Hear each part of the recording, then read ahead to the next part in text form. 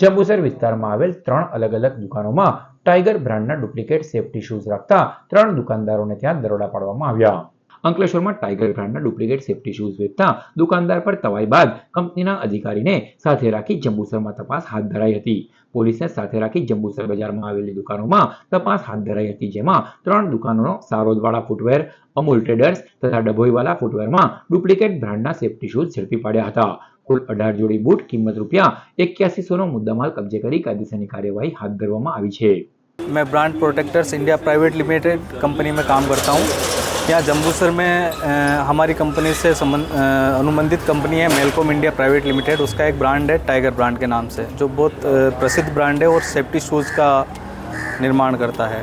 तो यहाँ पे कुछ लोगों की शिकायत थी कि वो हमारे टाइगर ब्रांड्स को डुप्लीकेट शूज़ सेफ्टी शूज़ बेच रहे हैं, जो कि जिसकी शिकायत हुई थी। तो हम आए हैं वहाँ से और हमने कुछ दुकानों पे कार्रवाई करी है।